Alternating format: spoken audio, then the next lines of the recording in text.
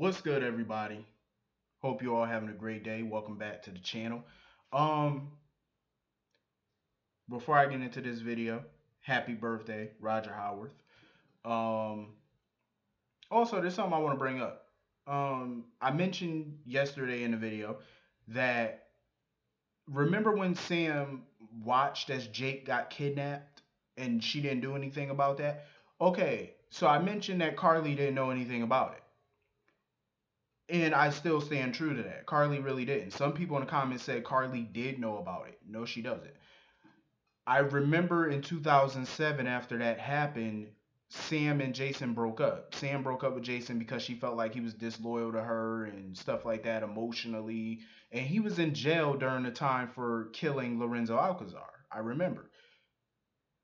Carly went to go see Jason in jail. And she found out Jason and Sam broke up. She was happy about it. And she wanted to know why they broke up. Jason never told Carly. He never told Carly. Carly went to the penthouse, and that's when she had that fight with Sam, and Diane came in and broke it up. Even still, Carly still never knew that Sam watched as Jake got kidnapped. Carly didn't even know Jake was Jason's son. She didn't even know until 2008. That's when she found out. And when she found out, she still didn't know Sam was there when Jake got kidnapped and watched and did nothing. So today she still doesn't know these things. Jason never told her. I remember watching those scenes, and I went back yesterday and watched those scenes. Jason never said one word about why they broke up, and she never knew about. I'm pretty sure she probably knew about Jake getting kidnapped, but at the time, she didn't know Jake was Jason's son. She didn't find out, like I said, until January, February 2008. That's when she found out. Because I remember once she found out, she ran over to Liz's house to call her all types of whores and stuff like that. And I remember she slapped Elizabeth. I remember that. So she doesn't know about Sam being involved in the Well, not involved in the kidnapping, but she doesn't know about Sam watching and not doing that. She doesn't know about that. So I stand behind that. She doesn't know. Because so many people saying, "Oh, she does know." I kept commenting, everybody telling them, "Well, if she knew, send me a clip of her knowing that that's what happened." Nobody sent the clip, so I went and I looked at the clip. There was no clip of her knowing, so I stand by the fact that she doesn't know, and she never brought it up ever. And Carly's the type of person to bring up shit like that when she's arguing with somebody. And she argued with Sam a couple years ago. She never brought it up, and I'm pretty sure she would have. Um, so anyway, getting into this video. Um, who do I begin with? Oscar. Let me talk about Oscar. So Oscar apparently broke into Carly's house because he thought he was supposed to be meeting Jocelyn at the house. Jocelyn wasn't there. Milo caught him and stuff like that. I really want to know, who is this boy? I don't know who Oscar is. I don't know anything about Oscar. All I know is his name is Oscar Nero. That's all I know. I don't know who his mama is. He never even said what his mother name is. Like, what's her name? He never even mentioned it, I don't think. I didn't hear him mention it.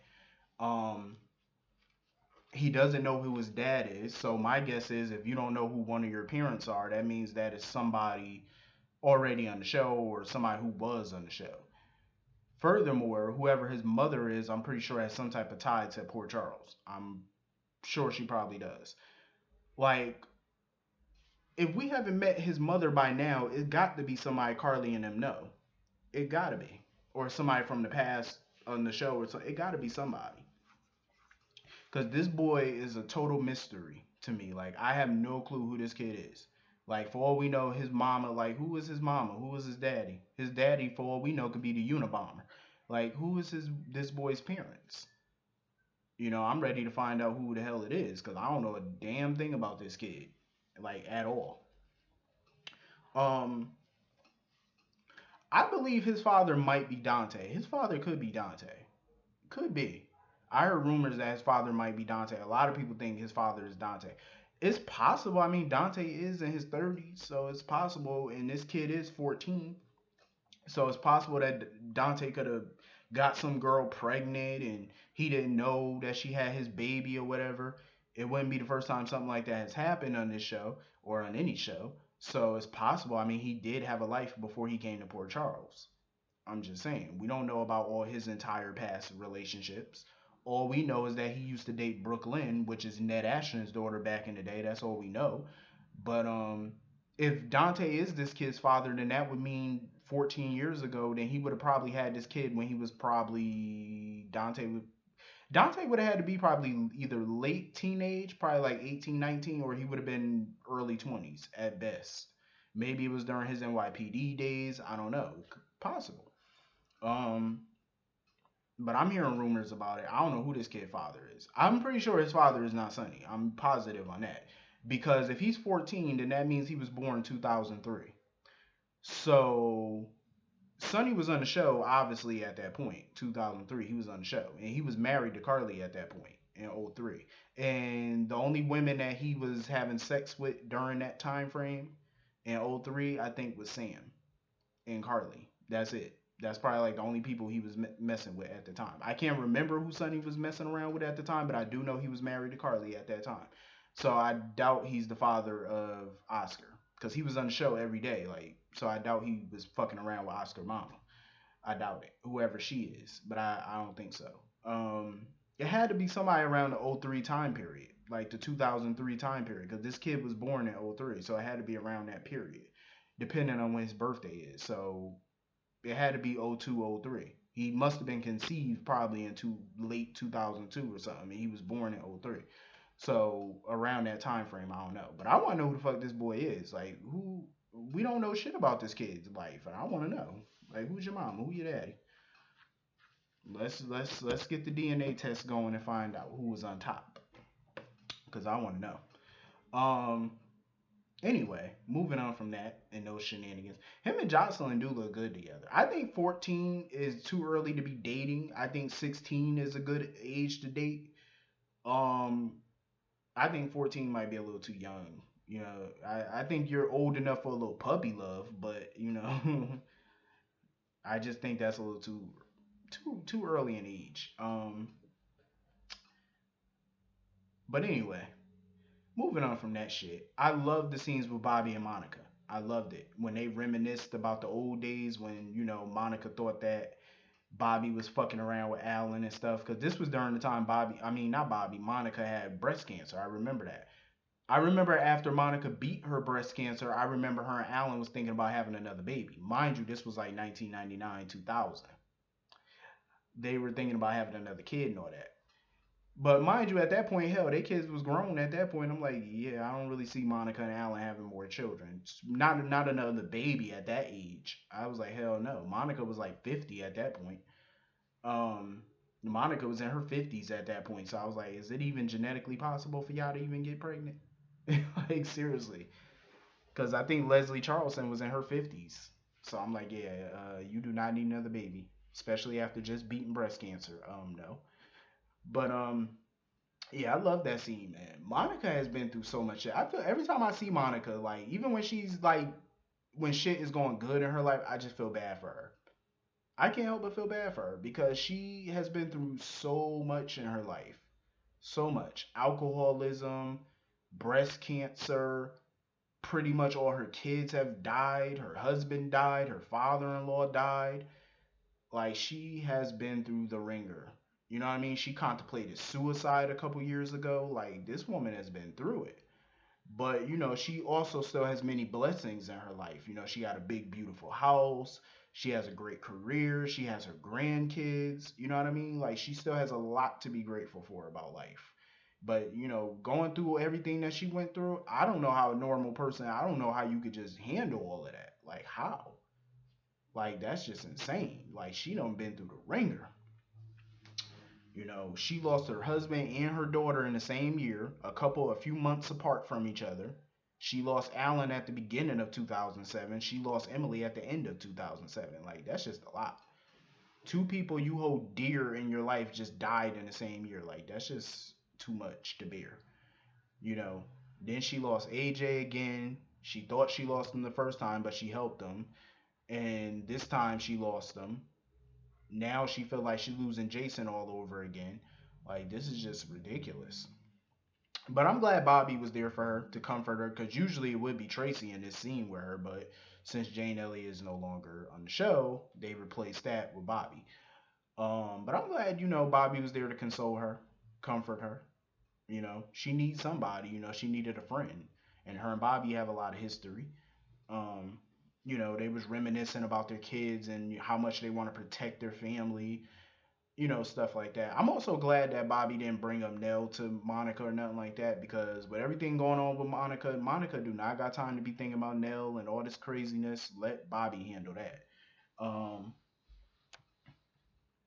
because when Michael was basically trying to ask Bobbie to back off of Nell and stuff, I agree with Bobbie. Like back off. Bobbie was like she was gonna back off. I agree. You should back off. Once he knows the truth. He knows everything. At that point, I would shut my mouth. I would keep a close eye, but I still wouldn't just outright interfere. I think I would just back off like he asked. It's nothing more you can do. He knows the truth, so he's still willing to stick by her. So let it be that. You know it is what it is at this point. I think Michael dumb as hell, personally. I don't think he's stupid. I just feel like sometimes Michael comes off as naive.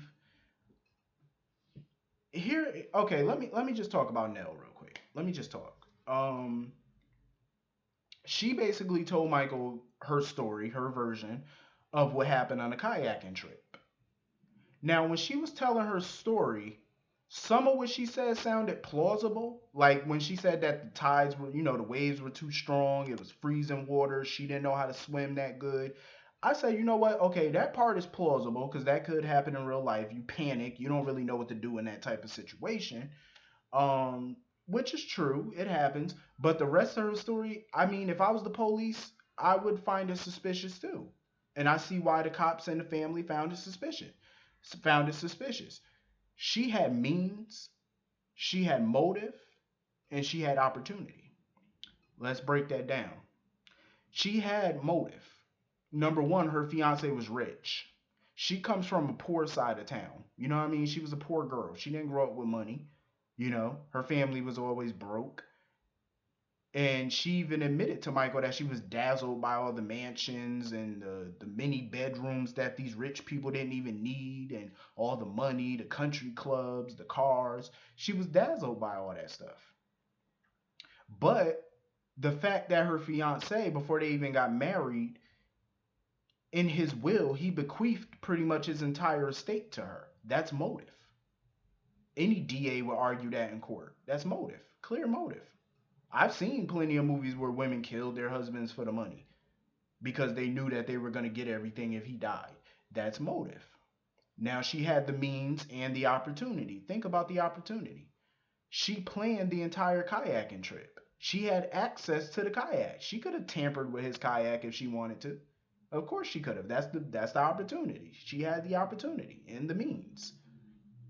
She had means, opportunity, and motive. All of these things are circumstantial evidence. Don't get me wrong, they are. But if I were a DA and I took this to the jury, you don't think they would convict her? Of course they would. Even though I've seen people get convicted on circumstantial evidence before. It happens. And that's enough evidence right there to get a conviction. You might not have hard proof, but that's enough.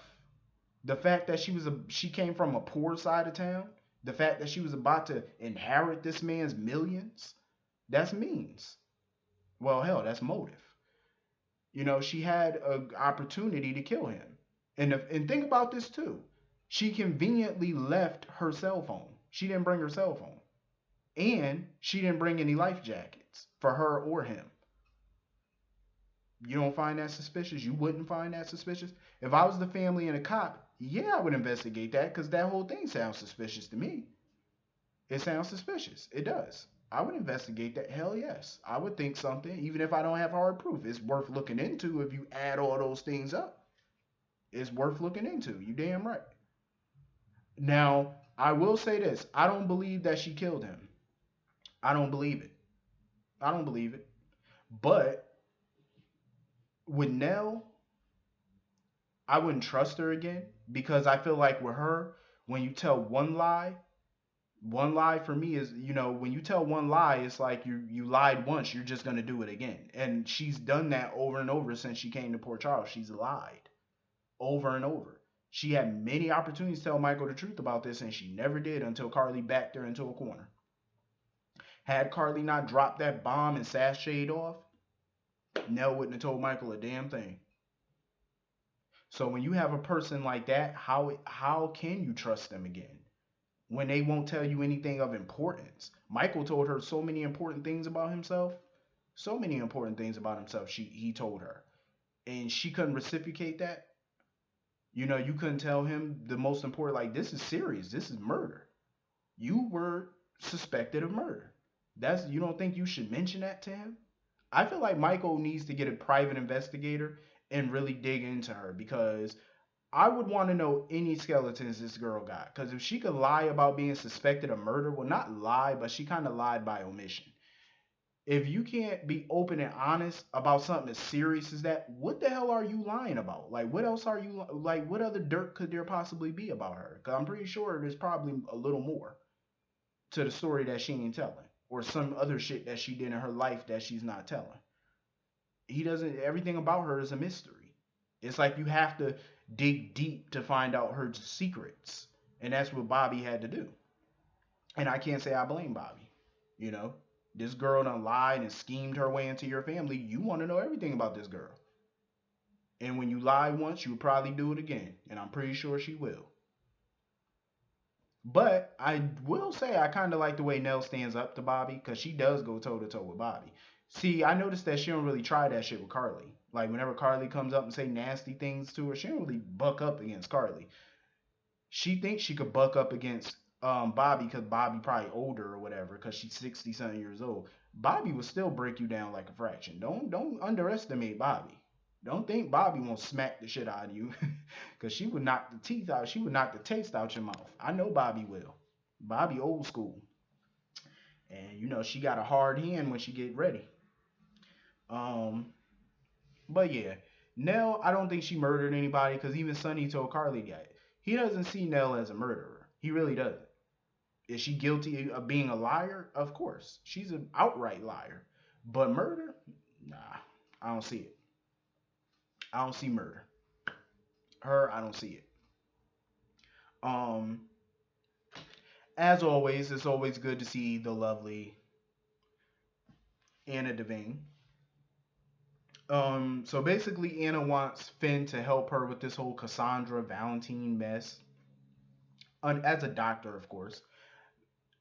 Finn is convincing himself not to go through with it. He's convincing himself not to get involved in this. But I think this would be the perfect distraction for him from Hayden. So I think he should get involved in it. And Anna is definitely not giving up. She already called Robert and told him that she's not going to give up, and she wants Finn's help, and she's willing to persuade him, however, to get him the help. But I think, this could be a good little adventure for them. Because you know me, I'm always up for an adventurous storyline. Um, so yeah, I definitely can see this as a good thing. Anna is just so obsessed with Valentine, it's like driving me nuts. I'm like, woman, you don't know Valentine has something to do with this. You just suspect. You want him to have you want him to be guilty. Let's be honest. Anna wants him to be guilty. She wants him to be guilty. Even if she finds proof he had nothing to do with this at all, and he probably did, but even if she find proof that he didn't, she probably still gonna bring his name up. I'm like, this is crazy. Like, what is her obsession with this man? Like, it's worse than when she was obsessed with Faison. But that was a different obsession. She hated Faison to the core. She couldn't stand Faison. Like, she even locked that motherfucker in a hole. I remember that shit. She locked him in a hole at Windermere. I think in the stables. She locked his ass in a hole. She said, fuck that. Um, but yeah, I think that's everything on this episode. I think. But yeah, let me know what you thought about it in the comments. Hit that like button, hit that subscribe button, and I'll see you all later. Have a great day.